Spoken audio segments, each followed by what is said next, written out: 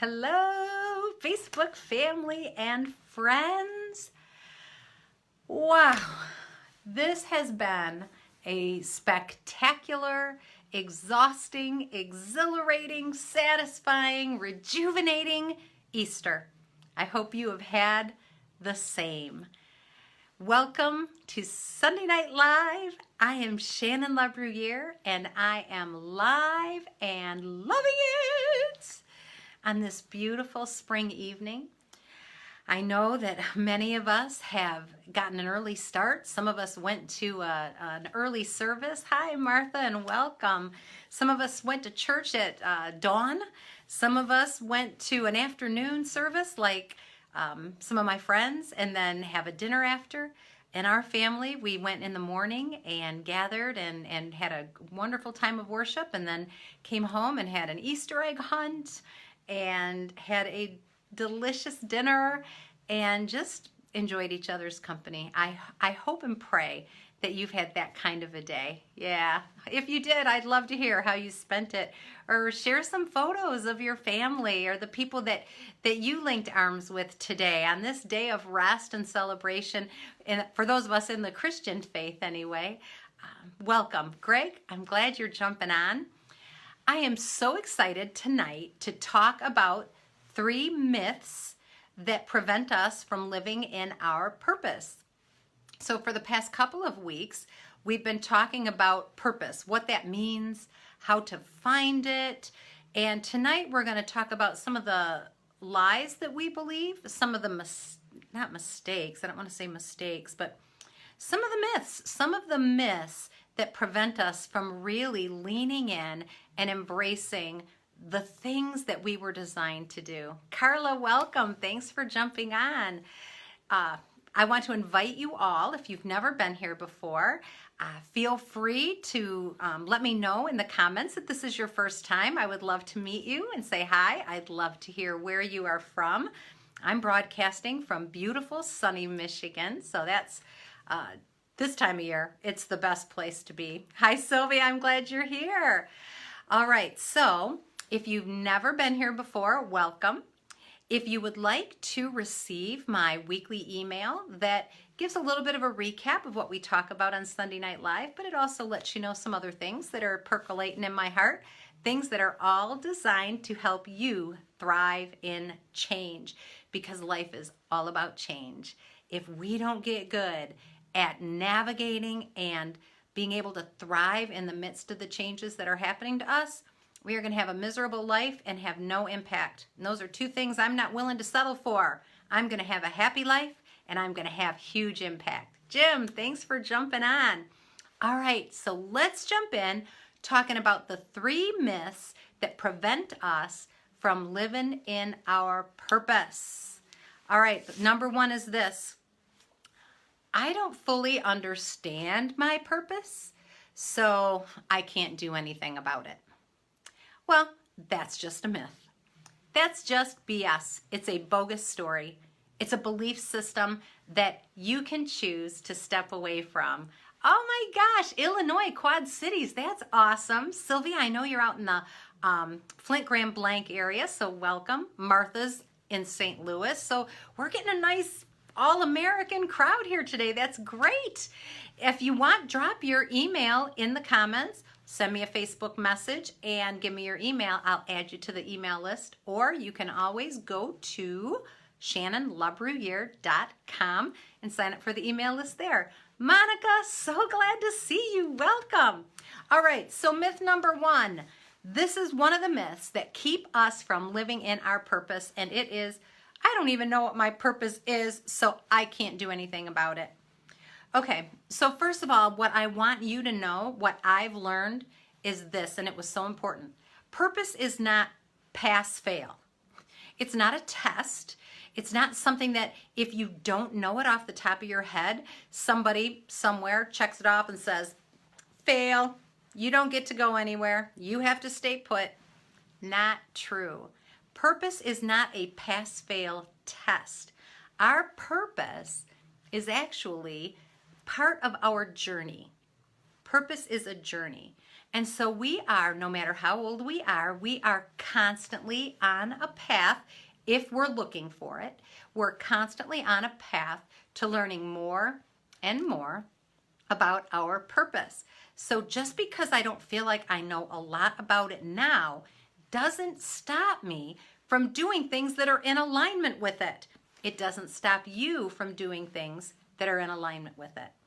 All right, so let's see. When Davin Salvano from Purpose Point was on with us a couple weeks ago, he talked about how it was important for us to find our purpose.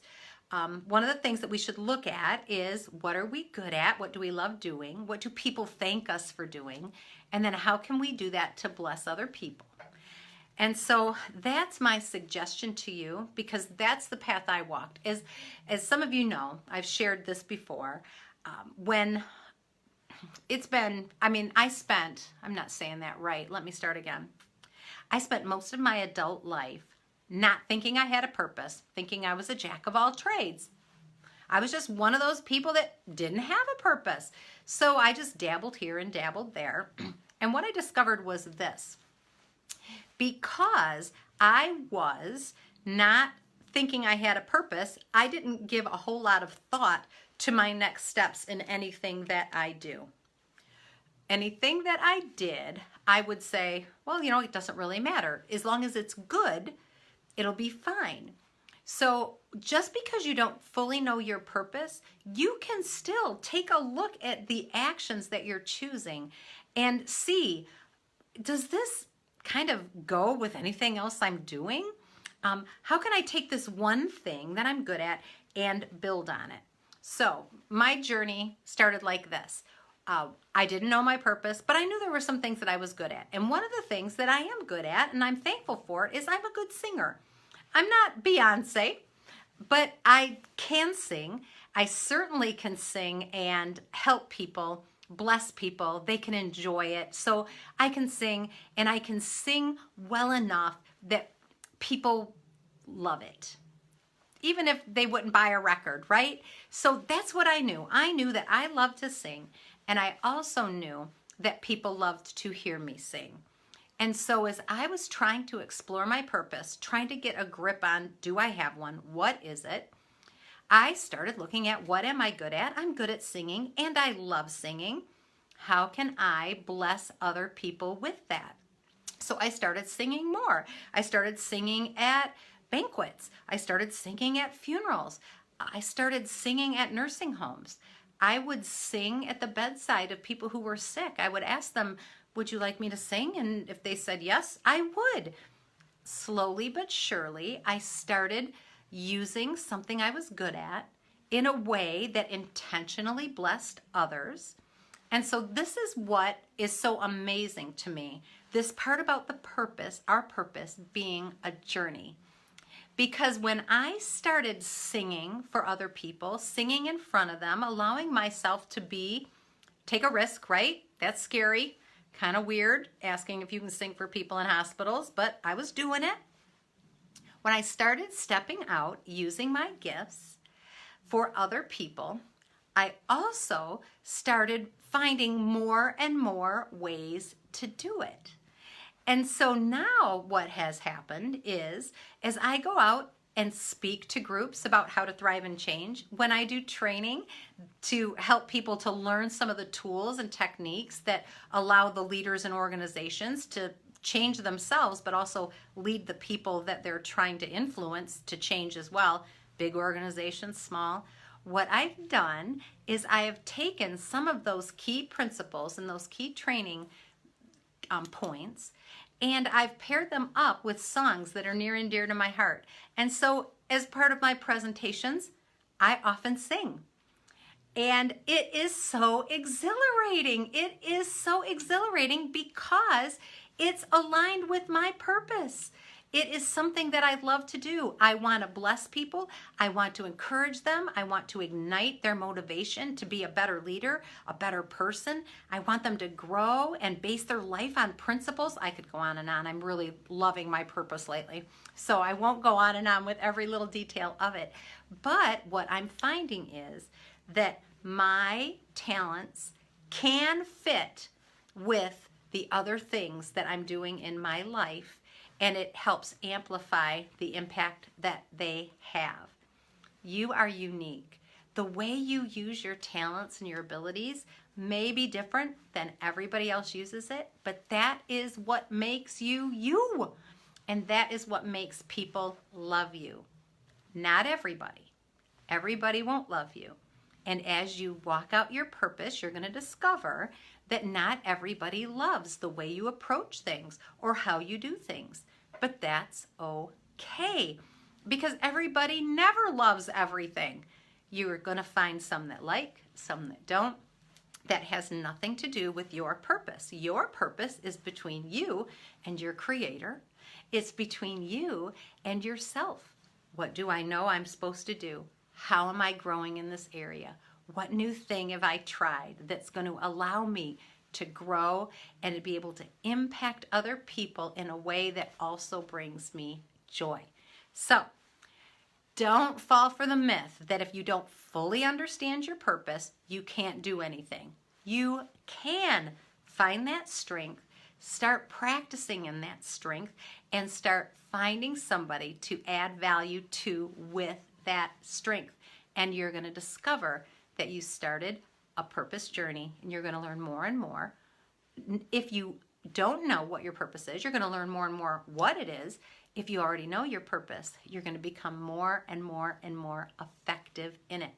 Purpose is a journey, not a pass-fail test. There is nobody who gives you a certificate at the end of the day that says, "Congratulations, Shannon LaBruyere. This is your certificate of purpose." And then you stick it up on your wall with a thumbtack, or maybe you have it framed and matted and hung in your office. It doesn't work like that. Purpose is a journey. Don't fall for the myth that you can't start walking in it just because you don't know all of the details. You can start walking. The more you walk, the more you're going to learn.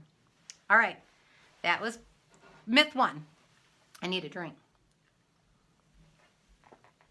All right, myth 2, and this is a doozy. Myth 2 is this: if I'm afraid to do it, that must not be my purpose. That's scary. I don't want to do that thing. I've never tried singing in the middle of a presentation before. That must not be in alignment with my purpose. It's scary. That's a myth. That's BS. That's a bogus story. That's a belief system that's not true. You need to set it aside. Just because something feels scary doesn't mean that it's not what you're supposed to do. As people, we often are very afraid to step outside of the familiar. We talked about that before, right? The difference between unfamiliar, and uncomfortable. We are often afraid to do that new thing, that risky thing that feels like so much is at stake. But the truth of it is that every good thing lies on the other side of fear. And your purpose journey is going to take you to new places. There was a time when I had never burst out into song in the middle of a presentation. There was a time I had never done it. And then there was the first time I did it. And between those 2 points, fear. Fear. I can't tell you how often I considered doing it. I had it written in my notes. All right, I'd put a little star and say, "Sing here." And I would get to that point and just keep on going. Many times, probably 10 times. And then finally, one time, I just took a run at it, sang the few lines, landed on the next point, and realized, whoa, that felt really good. Because fear is not the indicator any of us need to be watching when we are talking about pursuing our purpose. There are absolutely legitimate reasons to be afraid of things. And I encourage everybody, if you are afraid of something, I want you to pay attention to that feeling. It's important to pay attention to that feeling. Often we're afraid for a reason. So use some discernment. use some wisdom. But after you've sat with that fear for a minute and said, okay, what am I so afraid of? Shannon, what are you afraid is going to happen if you bust out into song in the middle of a presentation? Well, I was afraid I was going to be embarrassed. I was afraid people were going to laugh. I was afraid people were going to think it was dumb. All right, take a look at that. Those are 3 things that don't kill you. They really don't. Yeah, thanks for the thumbs up. And happy Easter, Carol. And Phil, thanks for being here. Yeah, a lot of times those things that we feel so terrified of are not really scary things at all. But they're closely aligned with our self-esteem. We're afraid we're going to be embarrassed. We're afraid people are going to laugh. This is the thing. You can't wait for that feeling to go away. It never goes away. So if you're going to move and grow on your journey toward fulfilling your purpose, you are going to have to get to those points where you've got to do the new thing. You've got to try the new thing. You've got to say the new thing, and you've just got to do it. And then you're on the other side. And all of a sudden, you're at the next level. And then you keep going, and you hit that terror barrier, like, oh, come on, I'm scared to death, I can't. Oh, I can. And you jump up another level. So myth 2 is, if I'm afraid to do it, it must mean I'm not supposed to. Must mean it's not part of my purpose. Not true. Fear might be one of the best indicators that's in alignment, that it is in alignment with your purpose. Take a look at that fear. Find out if it's reasonable or not, and then make your determination. I'm going to go.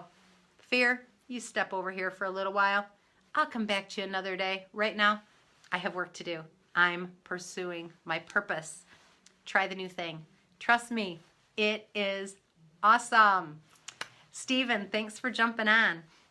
All right, the third thing that prevents us from fulfilling our purpose, from living into our purpose, from pursuing our purpose, is we tell ourselves, I have to fix all of my weaknesses before I can do anything in my strengths. How many of you love to do things that you're good at? When you know that this is something that you're good at and you just like, yeah, I love to do that. I have a friend who's very good at organizing. So she's always the first one to say, yeah, let's jump in. Let's get that taken care of. Let's knock that out. I'll help you. She's so good at it. She enjoys it. She's good at it. It's okay for you to enjoy the things that you're good at. It's also okay for you to focus on those things. I'm going to confess, I spent many, many years of my life not getting better at speaking, which is something that I'm good at and that I love, not getting better at being a coach, not getting good at some of the things that I really enjoyed doing because I felt guilty doing those things. I mistakenly believed that I couldn't work on my strengths until I had all of my weaknesses taken care of. This is the problem with that. If we sat down and do the math, there are probably many, many, many more things that we are not good at than we are. We can squander our whole life trying to get better at weak areas in our life that really don't matter to our purpose at all. I am not good at algebra. I failed it in school.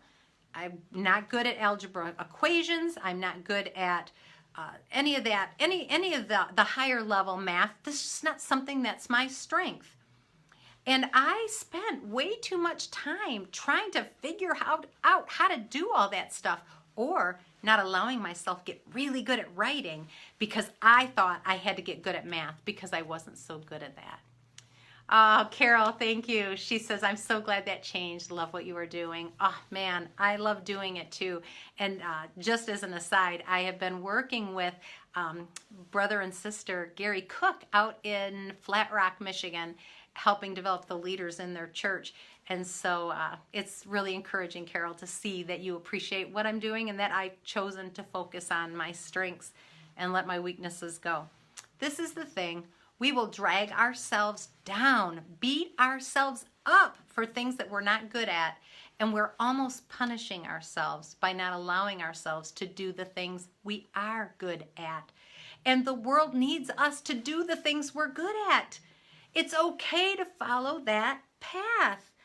I spent way too much time worrying about what I was bad at. I'm not good enough at this. I'm not good enough at this. I'm not good enough at this. The list was never long enough. And it wasn't until about 5 years ago that a wise person said to me, Shannon, why are you even worrying about your weaknesses? You can focus on your strengths. That's where all the power is. That's where your purpose is. Your purpose is entwined in your strengths. And so I'm giving you permission tonight. Stop worrying about your weaknesses. Stop worrying about them. Don't worry if you're not good at math. Don't worry if you're a terrible singer. Don't sing. It's okay. It doesn't matter what your weaknesses are. What are you good at? Are you good with children? It doesn't matter if you're good with dogs. Go work with children. Don't always be looking for all the things that you can't do as an excuse to not do the things that you can. I want you to know, because I have walked this path and I am walking it now, that there is so much joy and satisfaction in being able to forgive myself for not being great at everything under the sun, and none of us are, right? None of us are. The perfectionists among us think that it would be great if we were, but the fact is, none of us are great at everything. And it is so freeing to say, I'm going to focus on what I am good at, and I'm going to get so good at that people are going to be captivated. They will be captivated by my strengths. Not strength like I'm going to bully people and shove them out of the way. Strength that says, I am strong in who I am. I'm confident in my purpose because I've been walking my purpose journey. And I am so strong in knowing what I can do well that I can stand next to you and allow you to shine as well. Emilio, I'm so glad you jumped on. So those are the 3 myths that keep us from walking in our purpose. Myth number 1, I don't fully understand what my purpose is, so I can't do anything with it. And that's not true. Number 2 is, if I'm afraid to do it, there must be a reason, and that must not be my purpose. Not true. Not true. Just because we're afraid does not mean that we are not supposed to do it. Hi, Jen. I'm so glad to see you, my friend from years gone by. So glad you jumped on. All right, so the 3rd myth is this. I'm going to have to take care of all of my weaknesses before I focus on my strengths. False. Our purpose is inextricably entwined with our strengths. So give yourself permission. Live in your strength zone. Fan the flames of the strengths. When you feel that joy that comes from doing something well, do it again. Do it again. You are not just allowed to be happy doing what you do, you are supposed to be happy doing what you do. That doesn't mean that everything we do makes us happy all the time. And I hope you know me enough by now to know that that's not what I'm talking about. But I'm talking about overall, when we are trying to live a life of purpose, we are going to find it when we are living in that zone where we're doing the things we're good at in ways that help other people. And then in a professional sense, if we can find a way to incorporate that and bless people in a way that allows us to earn money, bam, now you're really living the life. But it doesn't happen overnight. You don't wake up knowing, and sometimes it takes you many years, like it's taken me. I'm still on the journey. I hope you are too. And I'm really, really glad you joined us. Thank you, every one of you, for being here on this beautiful Easter. I hope it's been a great day for you, and I hope that you are planning for this week to be a week spent finding your strengths, living in them, and using them to bless other people. Thank you so much for being here. Mwah! I will see you soon. Next week, as a matter of fact. Bye.